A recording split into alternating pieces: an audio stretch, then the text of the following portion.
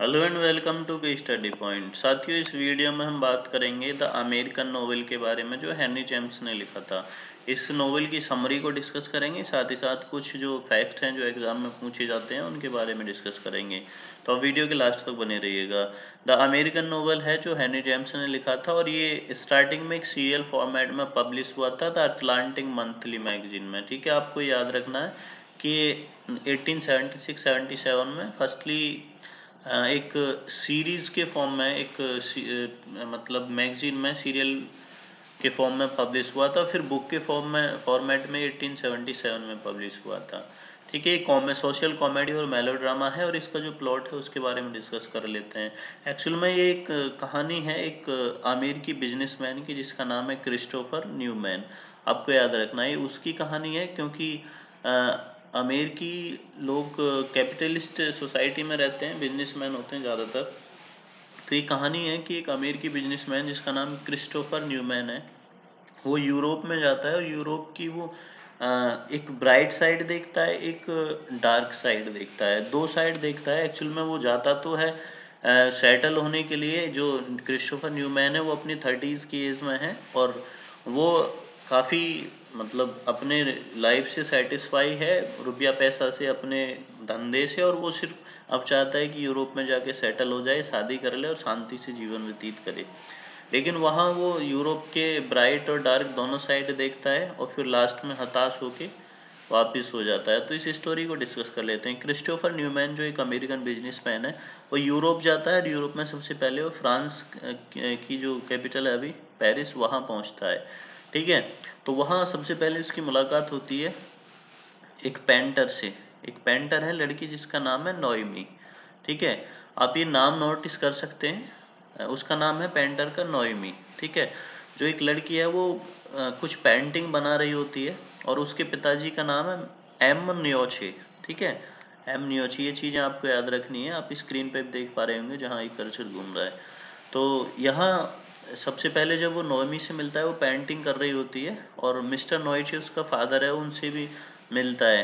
तो क्योंकि ये जो अमेरिकन बिजनेसमैन है क्रिस्टोफर न्यूमैन, ये फ्रेंच नहीं जानता है, तो ये मिस्टर या एम नियोशे को हायर कर लेता है खुद को फ्रेंच लैंग्वेज सिखाने के लिए।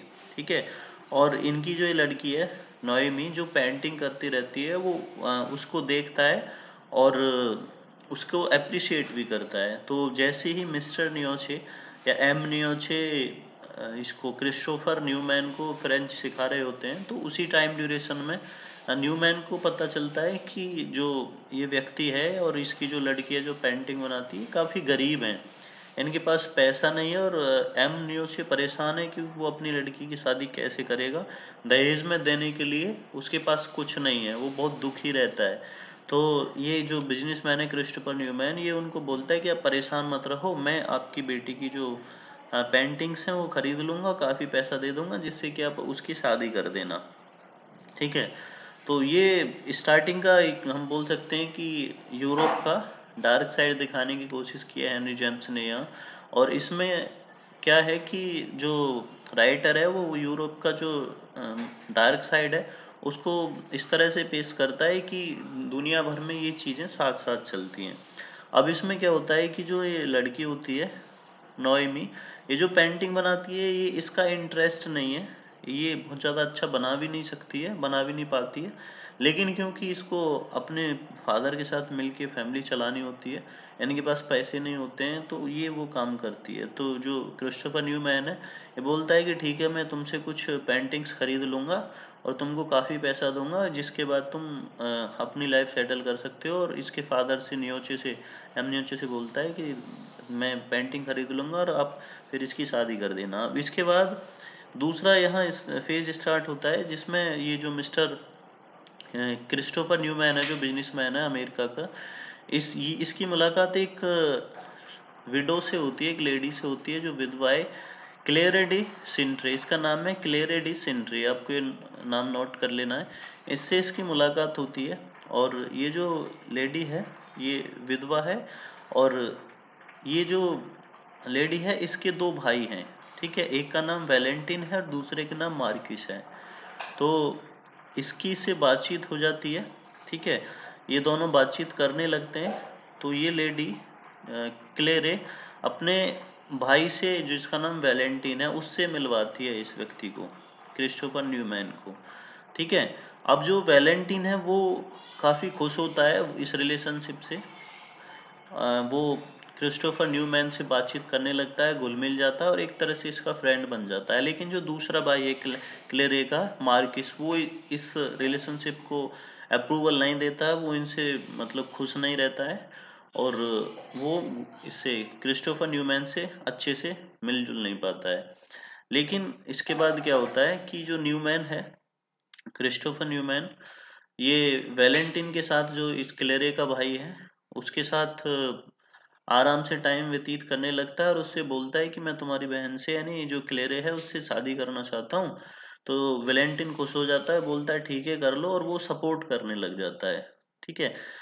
एक दिन क्रिस्टोफर न्यूमैन क्लेरे को प्रपोज कर देता है, लेकिन क्लेरे बोलती है कि इस ठीक है, इस प्रपोजल पे मैं विचार करूंगी, लेकिन इसमें समस्या ये है कि जो मेरा भाई है मार्किस और जो मेरी माता है, मेरी जो मदर है, वो एकदम ट्रेडिशनल हैं, उनके कुछ क्लास प्रोजेडाइसिस हैं, जिसकी वजह से शायद हमको परेशानी होगी। लेकिन हम कोशिश करते हैं, हम बात करते हैं भाई से भी और अपनी मदर से भी। ठीक है। इसी बीच क्या होता है कि जो ये वैलेंटीन है, वैलेंटीन यानी जो क्लेरी का छोटा भाई है, वो एक ड्वेल के लिए, यानी कुश्ती के लिए किसी व्यक्ति से चैलेंज कर लेता है और स्विट्जरलैंड निकल जाता है। उसको एक कुश्ती लड़नी होती है स्विट्जरलैंड में जाके। तो वैलेंटीन जाता है, फिर साथ में न्यूमैन भी उसके साथ चला जाता है। ठीक है। वो पहले इनको रोकने की कोशिश करते हैं, लेकिन वो नहीं मानता, बोलता नहीं मुझे तो कुश्ती करनी है, मुझे तो झगड़ा करना ही है। तो वो चले जाते हैं और ये जो न्यूमैन है ये भी उसके साथ चला जाता है वैलेंटीन की।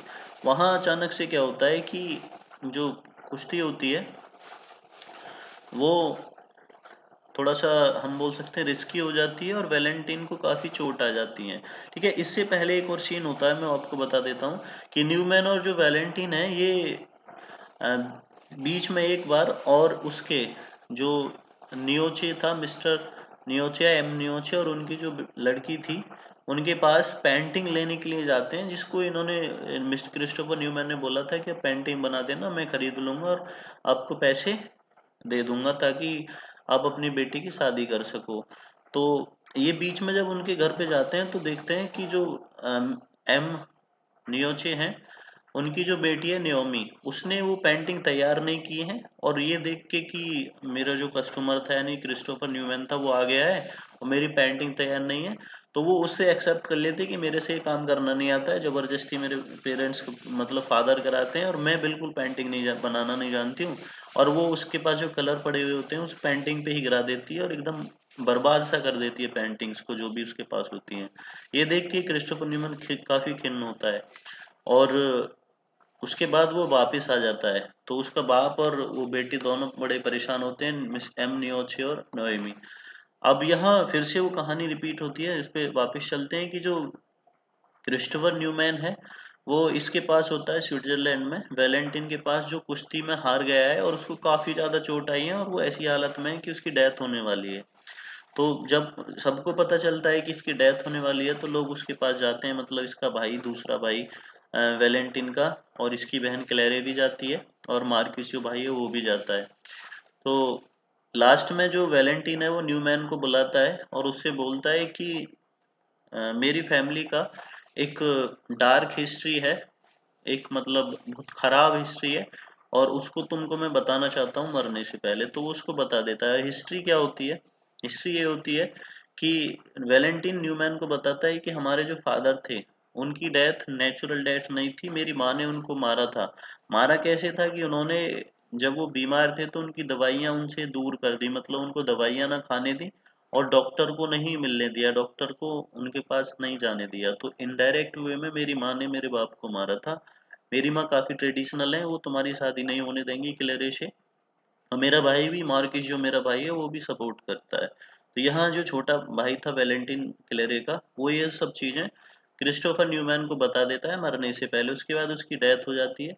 तो पहले तो क्रिस्टोफर न्यूमैन सोचता है कि इन चीजों को मैं यूज करके, इन बातों का यूज करके, इस फैमिली की हिस्ट्री का यूज करके इनको फोर्स करूंगा, मतलब क्लेरे की माँ को और उसके भाई को मार्किस को, ताकि ये मेरी क्लेरे से शादी कर दें। लेकिन फिर वो सोचता है कि नहीं, ये चीज़ गलत है, मुझे इन चीज़ों का फायदा नहीं लेना चाहिए, ये सब चीज़ें नहीं करनी चाहिए। तो वो फिर इस विचार को टाल देता है। लेकिन जब वो बात करता है क्लेरी की माँ से और उसके भाई से कि शादी कर दो, तो वो मना कर देते हैं। वो अपने फैमिली हिस्ट्री का या अपनी फैमिली रूल्स का हवाला देते हुए मना कर देते हैं। अच्छा, यहाँ एक और चीज होती है कि ये जो फैमिली है, क्लेरी की फैमिली है, बहुत ज्यादा अमीर फैमिली है। इनके फार्म हाउस हैं काफी बड़े बड़े यूरोप में, और ये बहुत अमीर लोग हैं। ठीक है। तो ये जो इनकी साइड दिखाई है क्लेरे वाली फैमिली की, ये काफी अमीर है। और इनके जो ट्रेडिशनल रूल हैं उनको ये स्ट्रिक्टली फॉलो करते हैं। ठीक है। और क्लास को लेके इनके अंदर काफी प्रेजुडाइसेस हैं।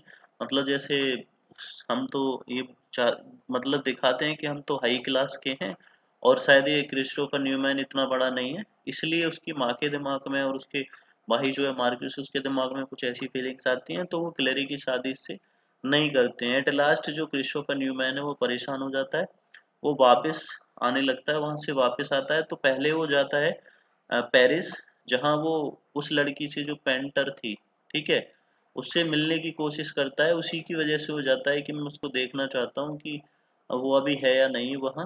तो वो वहाँ जाता है, तो वहाँ पाता है कि नियोमी वहाँ नहीं है। नोएमी को देखता है, वहाँ नहीं मिलती है, तो फिर वो हताश होके लंदन पहुँचता है।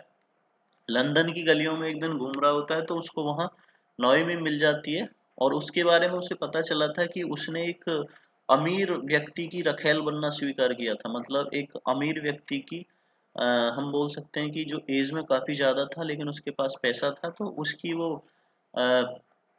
वाइफ बन जाती है। मतलब अनमेच्ड मैरिज मान सकते हैं उसको। या फिर जैसे एंसाइन टाइम में हुआ करता था कि बहुत सारी लड़कियों को पैसे वाले लोग रख लेते थे, अभी भी होता है। तो ऐसा वो एक अमीर व्यक्ति के साथ रहने लगती है, और जब ये न्यूज़ सुनता है तो वो हताश हो जाता है। तो सेम चीज उसके सामने आ जाती है जब वो लंदन की गलियों में एक दिन घूम रहा होता है परेशान, तो उसे नियोमी दिख जाती है, जो काफी स्टैंडर्ड लाइफ स्पेंड कर रही है। और मतलब उसकी जो कल्चर है, ऑलमोस्ट उसका जो रहन सहन है वो भी चेंज हो गया है। और उसका जो बाप मिस्टर एम नियोची जो था, वो वहीं परेशान उदास उसको दिख जाता है बैठा हुआ। तो इसको देख के जो क्रिस्टोफर न्यूमैन है काफी परेशान हो जाता है, दुखी हो जाता है, और फिर वो वापस अपने देश जाने का सोचने लगता है। तो ये स्टोरी है इस नोवेल की, the American by Henry James. आपको कैसी लगी ये समरी, आप जरूर बताइए कमेंट करके।